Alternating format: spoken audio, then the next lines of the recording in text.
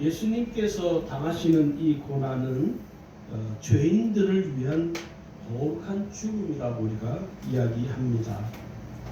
그래서 이 거룩한 십자가의 죽음은 오늘 이 종료주일로부터 시작되는 절기이기도 합니다.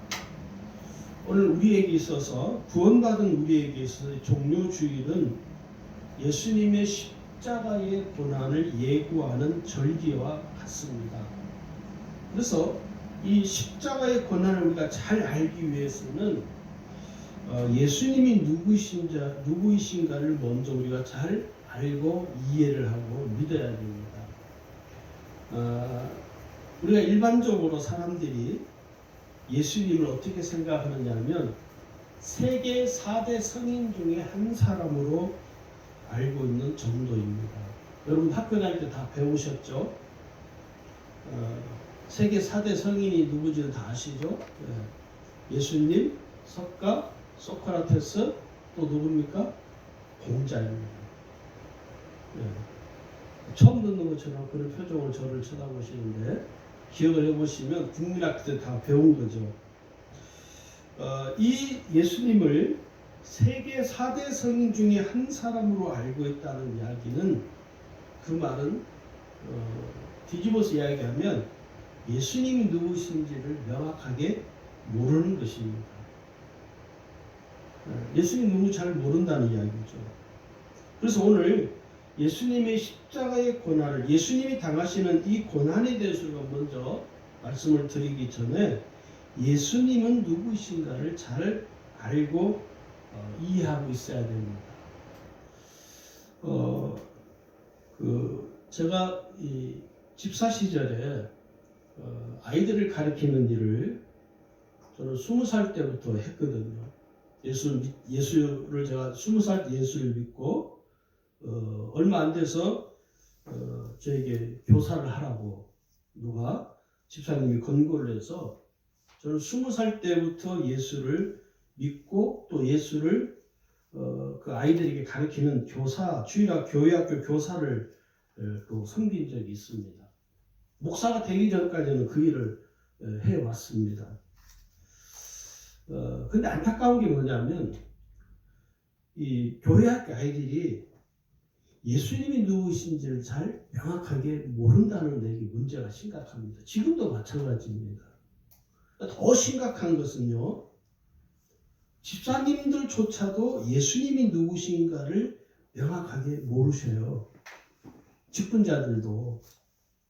그러다 보니까 어떤 일이 있냐면 예수님의 십자가의 고난을 잘 모르셔요. 명확하게. 그냥 어렴풋이 예수님이 십자가로 죽으셨더라 하는 요 정도 수준에서 벗어나지를 못하는 거예요. 왜 죽었는지를 모르는 것이죠. 사실은 잘.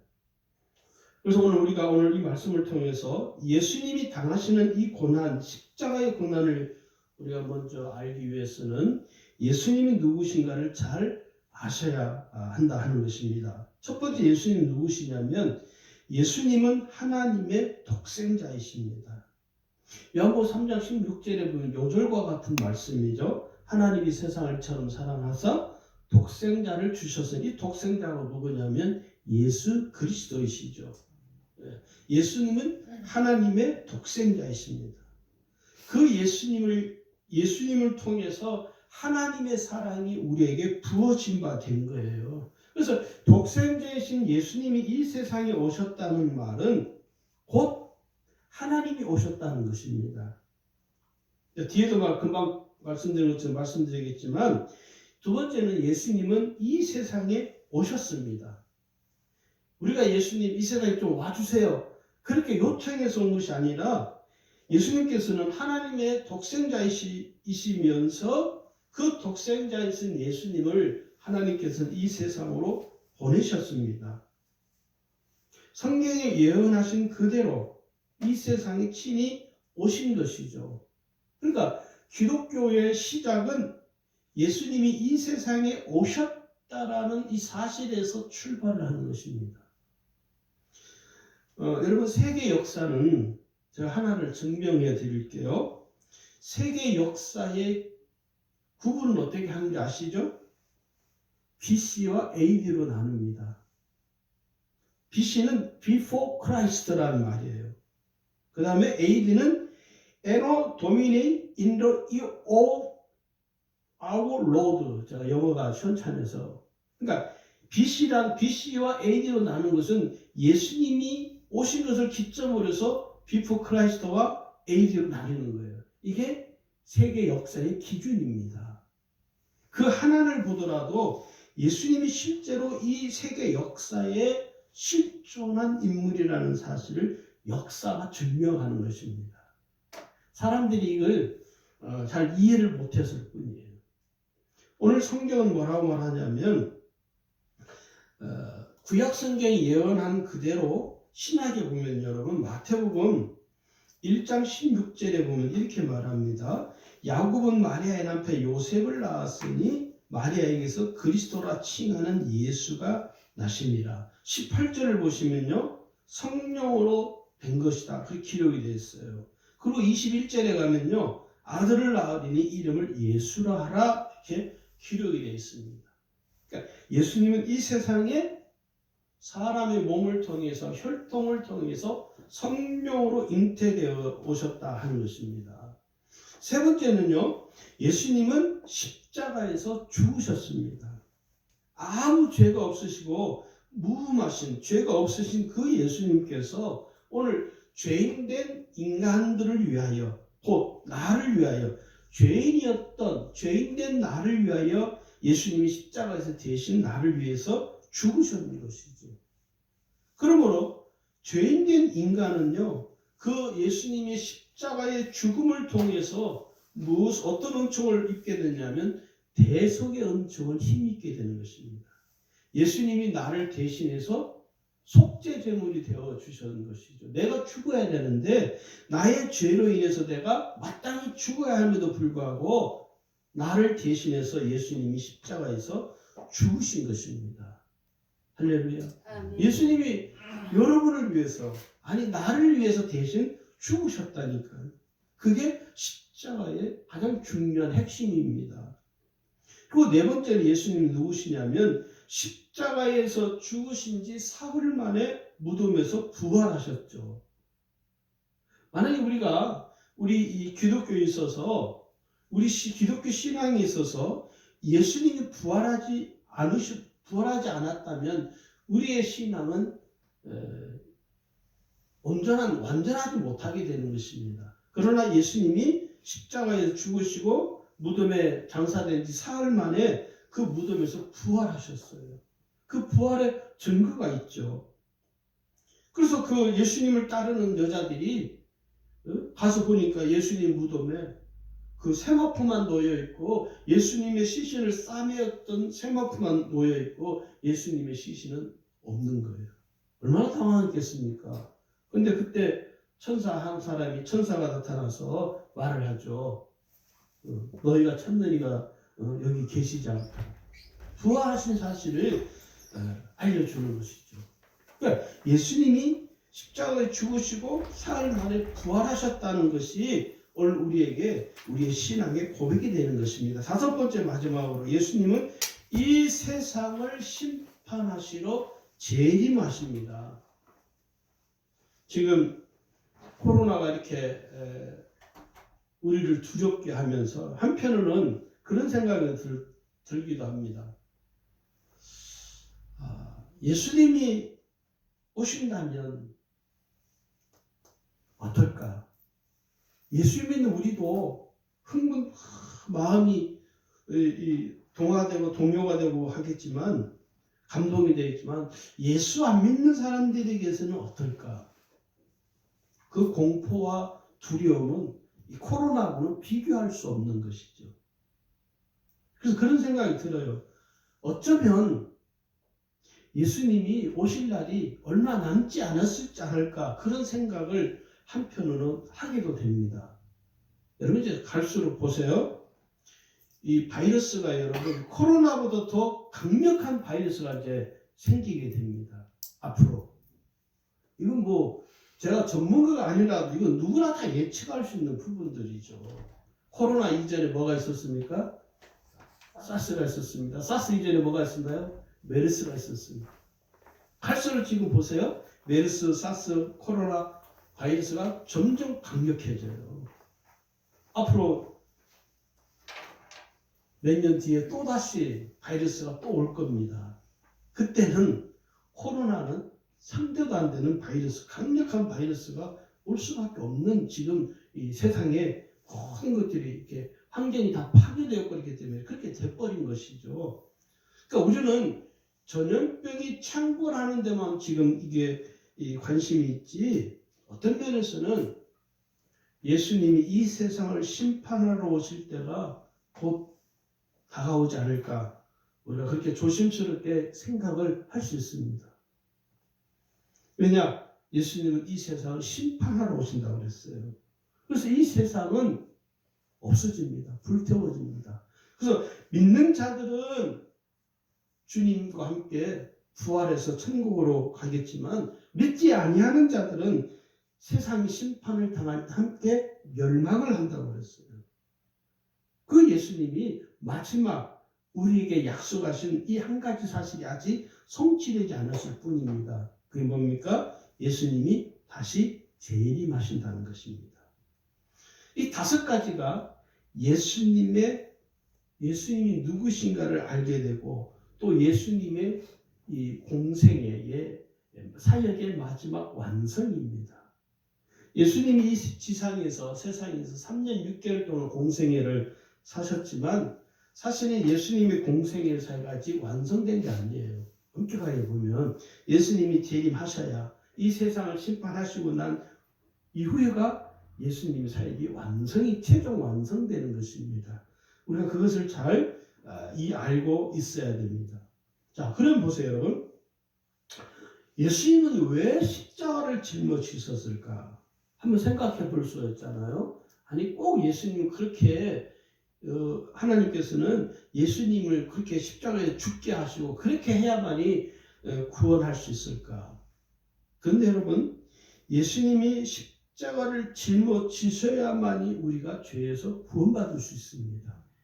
그래서 우리에게는요, 예수님이 십자가를 짊어지신 이 고통은 예수님에게는 고통이지만 우리에게는 은혜입니다. 그래서 예수님의 그 십자가의 사건은 우리에게 한편으로는요, 은혜의 통로가 되는 것입니다.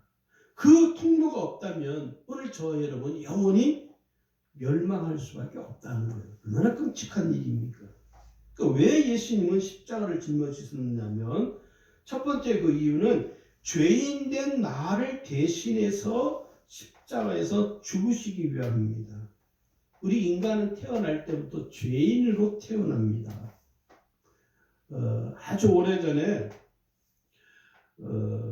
제가 그 장로교에서 전도사 전임 전도사 사역을 할 때, 그때 우리 준수가 태어났어요. 그 교회 그 사택 사택이 반지하였는데, 그 교회 연세가 많으신 거의 80이 다 되신 할머니 권사님이 한 분 계셨는데, 그 권사님이 우리 이제 갓 태어난 준수를 볼 때마다 이렇게 이야기를 하세요. 아이고 새 사람 그러면서 그 아이를, 그 아주 갓난한 아이를 이렇게 축복을 하는 그걸 보면서, 새 사람 참 새 사람이죠, 그죠? 우리는 헌 사람이고. 근데 여러분, 이제 갓 태어난 그 아이도, 그 생명도 죄인으로 태어났다는 거예요. 그래요. 죄인으로 태어난 것입니다. 그래서 죄인으로 태어난 그 죄인은 이 평생 동안 자기가 무슨 죄를 지었는지도 모른 채 죄인으로 살다가 그 죄 때문에 죽는 것입니다. 그 죄 때문에 사람이 죽는 거예요. 그래서 이 세상에 죄가 없는 인간은 단 한 명도 없다는 것입니다. 모두가 다 죄인이죠. 사람들이 그러잖아요. 저 사람은 법 없이도 살 사람이에요. 그런 사람들이 있어요. 흔하지는 않지만 간혹. 저 사람은 법 없이도 살 수 있는 그런 사람이야. 그런데 그 사람도 법 없이 살 수 있는 사람이라고 말하는 그 사람도 죄인으로 태어나서 죄인으로 살다가 그 죄 때문에 죽습니다. 성경이 이렇게 말하죠. 로마 3장 23절을 보니까 모든 사람이 죄를 범하였음에 하나님의 영광에 이르지 못하더니, 모든 사람이 뭐라고 그러죠? 죄를 범했다. 죄인이라고 성경은 규정을 하고 있습니다. 여러분, 죽음이라는 게 뭘까요? 저는 죽음을 이렇게 함축을 합니다. 세 가지로. 죽음이란 인간의 힘으로 극복할 수 없는 것이 죽음입니다. 여러분, 죽음 앞에 인간이 얼마나 무기력합니까? 어느 누가 그 죽음을 극복할 수 있는 인간이 있습니까? 단 한 명도 없습니다. 그래서 두 번째, 죽음이란 죽음을 맞이한 인간에게는 아무런 소망이 없습니다. 여러분, 죽음을 맞이하는 인간이 나는 곧 살아날 거야, 그런 사람이 있습니까? 없습니다. 소망이 없어요. 절망뿐입니다, 사실은. 그 다음에 세 번째, 죽음이란 뭐냐면, 죽음은 하나님과 영원히 단절된 상태를 의미합니다. 그러니까 육신이 살아있을 때, 내가 육신이 살아있을 때 하나님을 만날 수 있는 기회가 주어진 거예요. 근데 육신이 떠나버리면, 죽음을 맞이하게 되면 다시는 하나님을 만날 수 있는 기회가 상실되어지는 것입니다. 이게 죽음이라는 거예요. 그래서 이 죽음의 상태에서 영원히 벗어날 수 있는 길은 뭐냐? 예수님의 십자가를 통하여 이루어지는 것입니다. 내가 이 죽음을 극복할 수 있고 이 죽음을 뚫고 나갈 수 있는 게 뭐냐?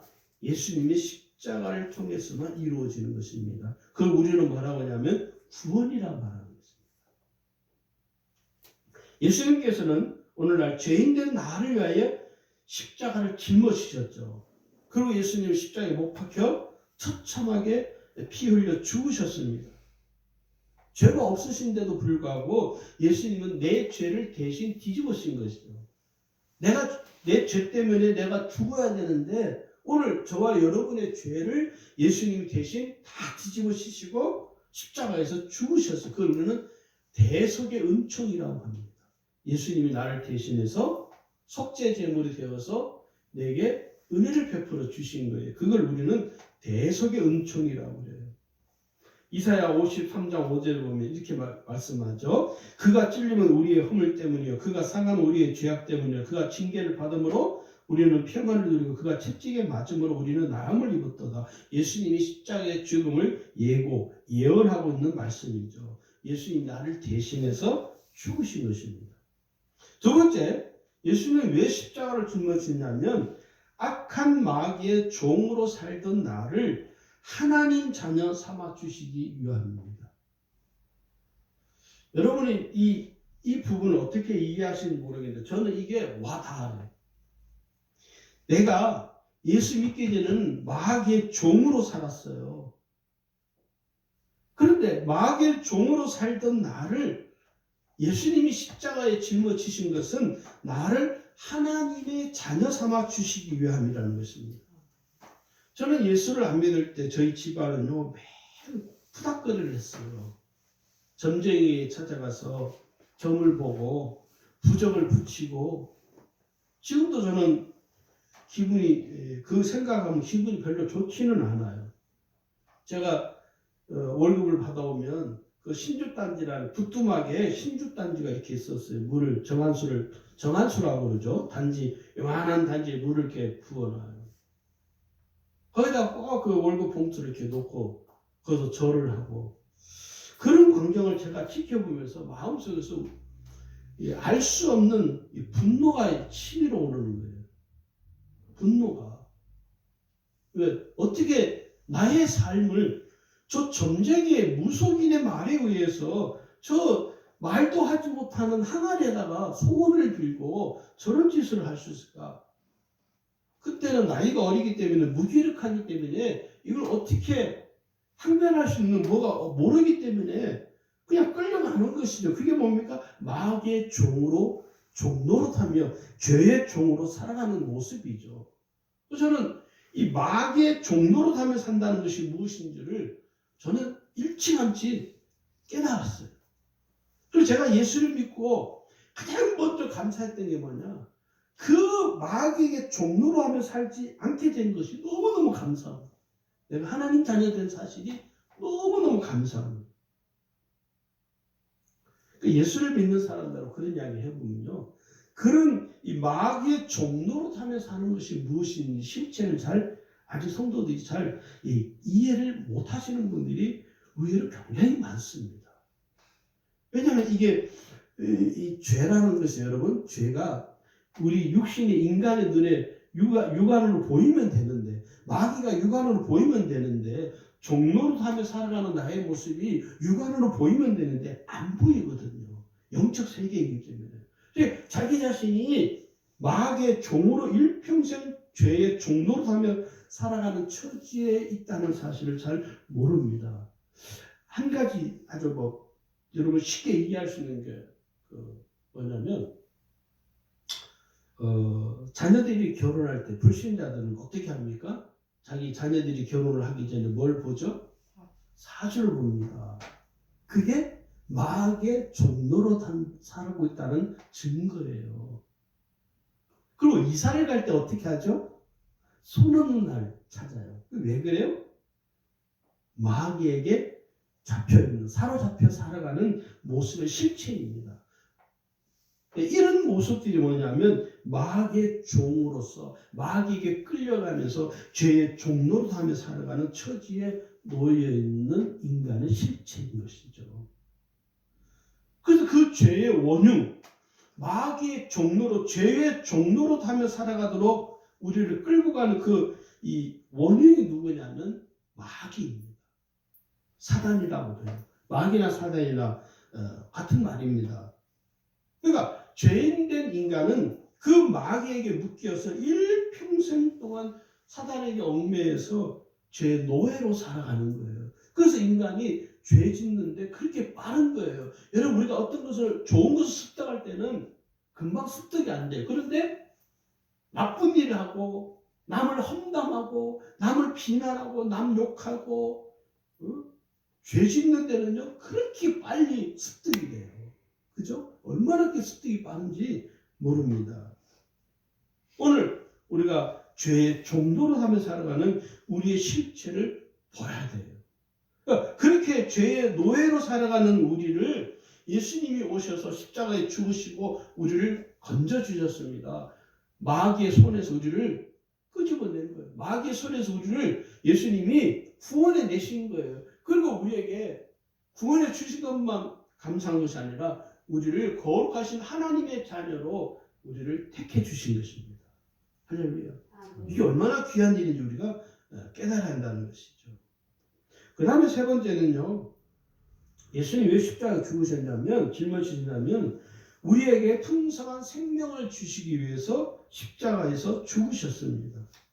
요한복음 10장 10절에 보면 내가 온 것은 양으로 생명을 얻게 하고 더 풍성히 얻게 하려는 것이다. 우리가 지금 코로나 때문에 두려움 가운데 있습니다. 또 그렇지 않은 사람도 많더라고요. 어제도 보니까 뉴스 보니까 참 지금 많은 사람들이, 여러분 이게 지금 코로나 한국이 안정권에 들어간 게 아니에요. 실제로 더 어렵습니다.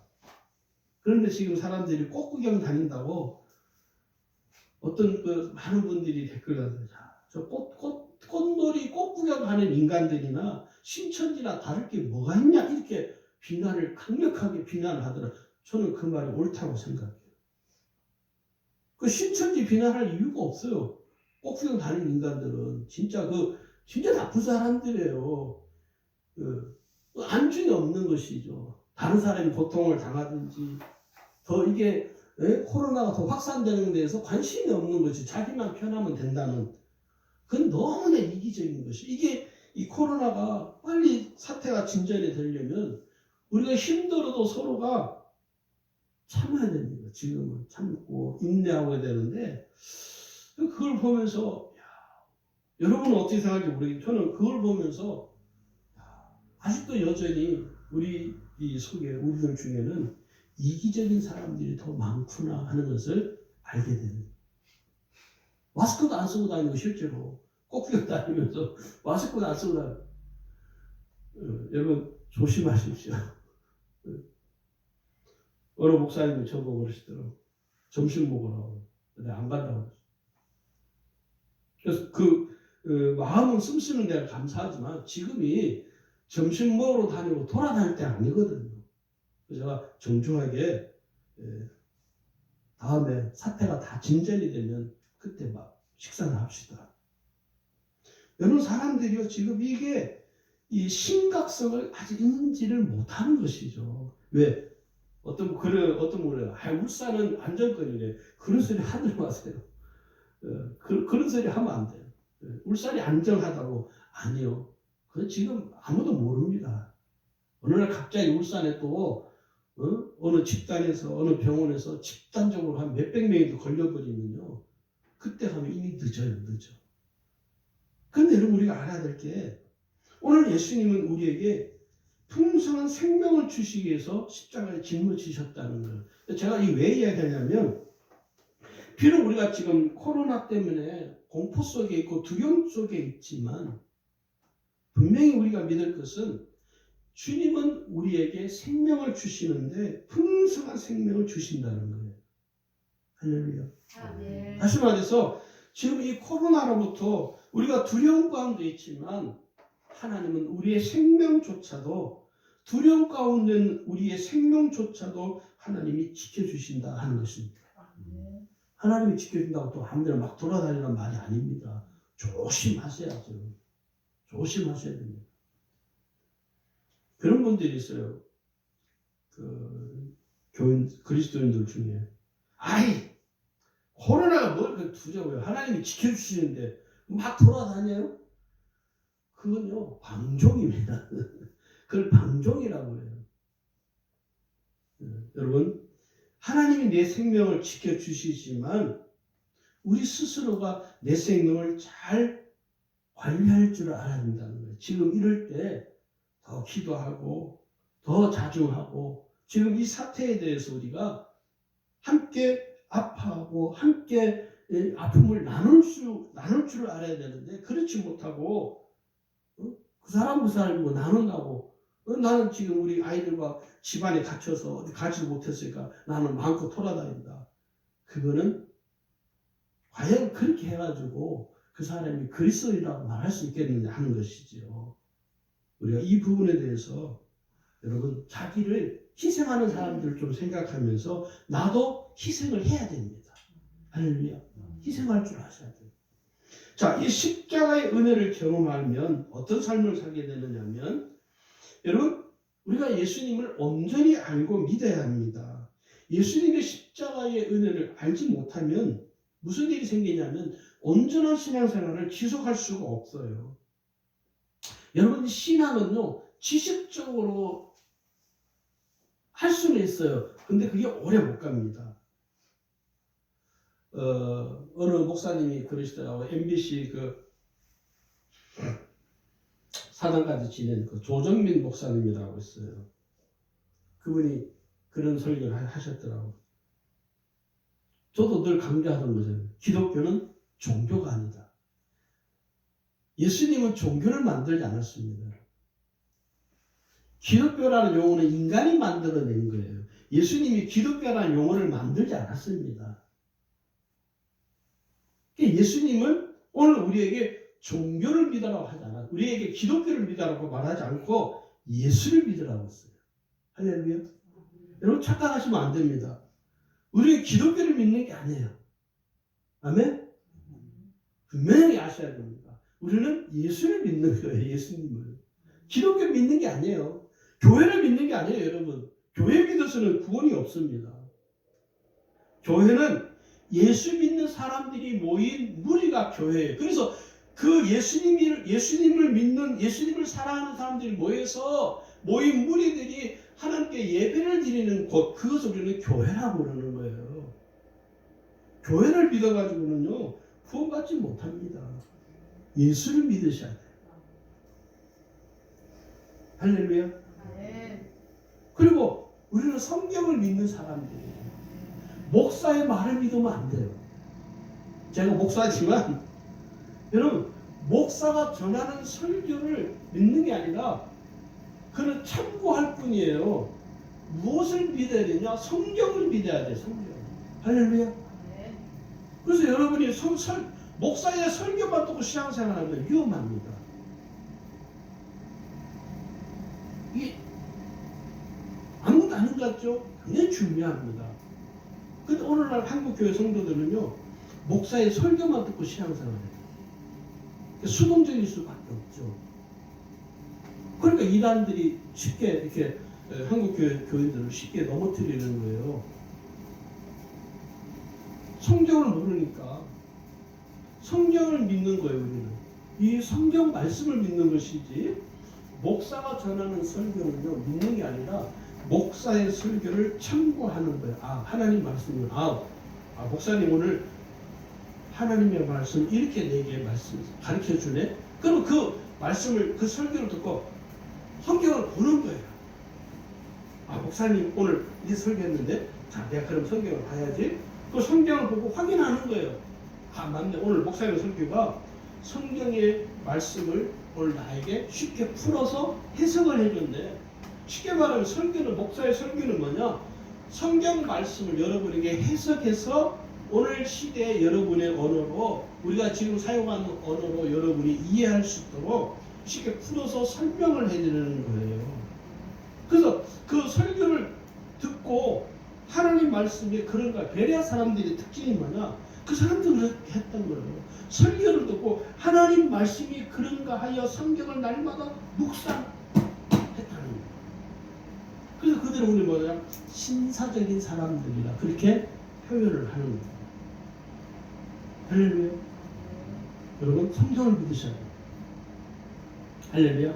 성경을 믿으셔야 돼요. 목사의 설교를 믿는 게 아니에요. 듣는 거예요. 그거는. 우리의 믿음은 실체는 뭐냐? 성경이 돼야 됩니다. 할렐루야. 자, 구원받은 성도들이 십자가의 은혜를 경험하게 되면 어떤 삶을 살게 되느냐면 죄 사함 받은 믿음의 확신을 가지고 살게 됩니다. 나는 죄 사함 받았다. 여러분 신천지뿐만 아니라 또 다른 이단에서 이 구원받는 단계 4단계라는 게 있어요. 그게 진짜 애매한 거예요, 사실은. 그러니까 예수 믿는 사람들이 믿음의 확신이 없으면 그런 이상한 논리에 빠지게 돼요. 여러분 믿음의 확신이 있어야 됩니다. 예수님은 나를 대신해서 십자가에 죽으셨다. 예수님은 내 죄를 다 용서해 주셨다. 그 확신이 있으면 흔들리지 않습니다. 할렐루야. 여기 성경에 뭐라고 하냐면 로마서 6장 10절에 보면요. 그가 죽으심은 죄에 대하여 단번에 죽으시며 이렇게 기록이 되어 있습니다. 그러니까 내가 죄에서 구원받은 믿음의 확신으로 살아갈 때 여러분 꼭 이걸 아셔야 돼요. 구원받은 사람일지라도 그리스도인일지라도 죄를 지을 수 있습니까? 없습니까? 명확하게 하셔야 됩니다. 다시 물어볼게요. 여러분 예수 믿는 구원받은 그리스도인일지라도 죄를 지을 수가 있을까요? 없을까요? 있습니다. 자기 자신을 보면 알잖아요. 여러분 죄 안 짓고 나는 예수를 믿는 순간 눈곱만큼의 죄도 안 짓고 여러분 완벽하게 살아오셨어요? 아니거든요. 오늘날 성도들이 확신이 믿음에 죄 사함 받은 확신이 없으니까 죄 짓는 것 같고 벌벌 떠는 거예요. 여러분 예수 믿고 구원받은 이후라도 죄를 지을 수가 있습니다. 왜냐? 죄가 가득한 이 세상에서 살기 때문에 내가 죄에 완전 노출이 되어 있어요. 그래서 언제든지 죄를 지을 수 있는 여지가 남겨져 있는 것입니다. 우리가 그것을 인정을 해야 돼. 인정을. 예수 믿으니까 죄 지으면 안 돼. 그런 강박관념이 사람이면은 이에서 벗어날 수가 없어요. 예수 믿어도 죄를 지을 수가 있습니다. 왜? 이 세상이 죄로 가득한 곳이기 때문에. 그러니까 죄를 지었다고 해서 그 죄를 우리가 두려워할 필요는 없습니다. 왜냐? 세 가지 이유 때문입니다. 이걸 잘 명확하게 아셔야 돼요. 첫 번째 이유는 뭐냐면 모든 죄. 쉽게 무슨 죄냐면 과거의 죄, 현재의 죄, 미래의 죄까지 다 용서받았습니다. 할렐루야. 나의 모든 죄를 예수님이 다 탕감해 주셨어요. 다 사함받았습니다. 두 번째는 예수님께서는 다시는 나에게 죄를 묻지 않습니다. 예수님은 나에게 다시는 죄에 대해서 묻지 않으셔요. 그리고 마지막으로 중요한데 예수님께서 언제든지 회개할 수 있는 기회를 주셨습니다. 죄를 지을 수 있는 여지가 늘 내 주위에 있어요. 그런데 예수님이 죄를 지을 수 있는 그 여지를 이길 수 있는, 그것을 극복할 수 있는 은혜를 주신 게 뭐냐면 회개라는 것입니다. 그래서 여러분, 회개는 뭐냐? 은총의 선물이라고 저는 표현을 하고 싶어요. 내가 회개하면 예수님이 그 죄에 대해서 사해 주시는 거예요. 이게 죄 사함 받은 확신입니다. 그러니까 죄를 지어도 그 죄 때문에 여러분 그 죄의 굴레에서 벗어나지 못해가지고 이러면 안 되는데 내 죄 지으면 안 되는데 그러면요 그 사람 뭐냐 죄 사함 받은 확신이 없기 때문에 죄 지은 것 때문에 두려워하는 거예요. 회개하면 되는데 회개할 기회를 하나님이 우리에게 허락해 주셨기 때문에 나의 죄에 대해서 주여 죄송합니다. 제가 이러이러한 죄를 범했으면 내 죄를 예수님의 보혈로 용서해 주십시오. 내가 주 앞에 회개합니다. 나의 죄를 고백합니다. 자백하고 고백하면 예수님이 그 모든 죄를 주의 거룩하신 보혈로 깨끗하게 씻어주신다는 거예요. 할렐루야. 이게 죄 사함 받은 확신입니다.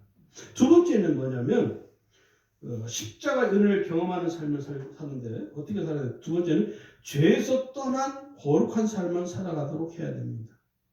예수님의 십자가의 은혜로 구원받은 성도들은 날마다 거룩한 삶을 살려고 애를 써야 되고 내가 정결한 삶을 살아가도록 애를 써야 돼요. 그리고 그 삶을 자꾸 지속하려고 해야 됩니다. 그래서 신앙생활은요 뭐가 필요하냐? 힘쓰고 애를 써야 되는 거예요.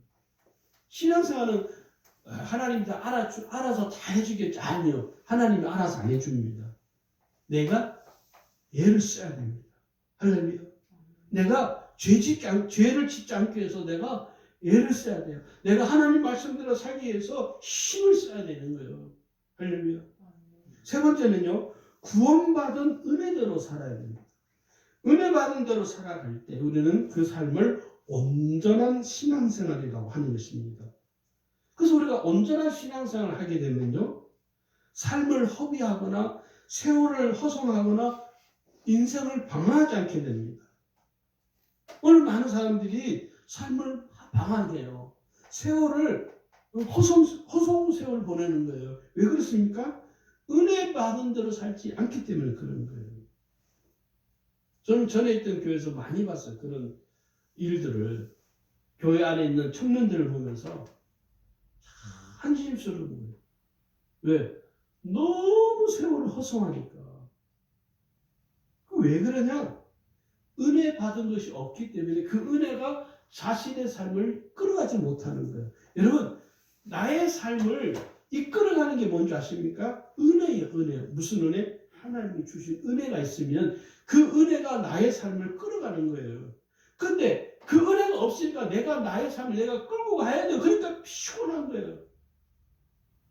은혜 받은 대로 사는 사람은요, 피곤하지 않아요. 왜? 내가 막 힘쓰고 막 머리 싸면 일이 없거든요. 근데 은혜가 없기 때문에 내가 머리를 써야 되는 거예요. 잔머리 굴려야 되고 그냥 내가 온갖 노력을 다 해야 되는 거예요. 그러니까 삶이 너무 피곤한 거예요. 너무 힘들고 너무 괴로운 거예요. 그런데 여러분, 하나님이 주신 은혜가 있는 사람은요, 그 하나님이 주신 은혜가 나의 삶을 이끌어가요. 그래서 여러분, 교회 열심히 다니는 것은요, 종교인으로 사는 것 뿐입니다. 교회 열심히 다니면요, 피곤해요. 왜? 눈치를 봐야 되니까.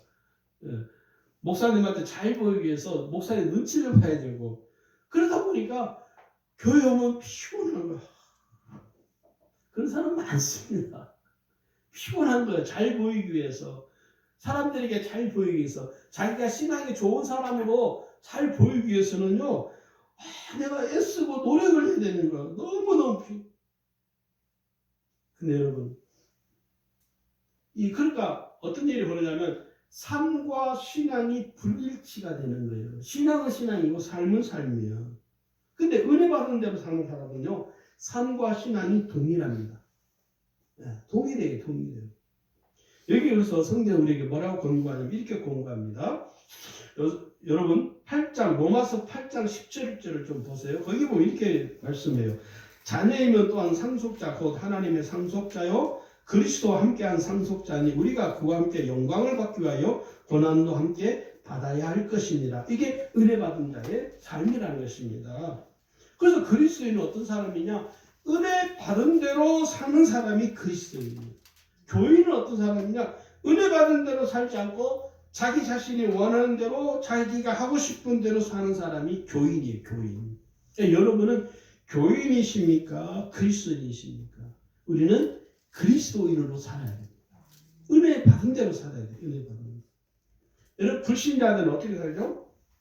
죄가 이끈 대로 살아갑니다. 죄가 충만하니까 육신의 정욕을 따라 사는 사람들이에요. 그래서 불신자들은 주일날 되면 어떻게 하죠? 골프나 한번 치러 갈까? 낚시나 한번 하러 갈까? 왜요? 그게 육신의 정욕이라는 거예요. 그게 채워지나요? 안 채워져요. 그러니까 다음 주 또 가고. 그러다 보니 어떤 사람은 낚시에 중독이 돼서 골프에 중독이 돼서 거기에 빠져가는 거예요. 왜요? 육신의 정욕이 이끄는 대로 사는 것이죠. 그러나 그리스도인은 어떤 사람이냐? 육신의 정욕을 따라 살지 않고 하나님께서 주신 그 은혜를 따라 사는 사람이에요. 할렐루야. 오늘 저와 여러분은 구원받은 그리스도인이시죠? 대답 못하시고. 여러분 구원받은 그리스도인이시죠? 구원받은 그리스도인들은 정욕대로 살지 않습니다. 자기 하고 싶은 대로 살지 않습니다. 은혜 받은 대로 그 은혜를 따라 사는 사람이 온전한 그리스도인으로 살아갈 수 있습니다. 내일부터 이제 고난주간이 시작이 되는 집입니다. 오늘은 종료주일이고 내일부터 이제 6일 동안 우리가 고난주간에 들어가게 됩니다. 지금은 이 코로나 때문에 더 어려운 가운데 있지만 여러분 꼭 기억해야 될 것은 코로나 때문에 힘들지만은 오늘 이 고난주간을 통해서 예수님이 왜 십자가를 짊어지셨는지, 예수님은 이 십자가의 은혜를 고난을 통해서 우리에게 무엇을 말씀하려고 하는지를 한 주간 동안 잘 말씀과 기도로 잘 묵상할 수 있기를 주의 이름으로 축원합니다.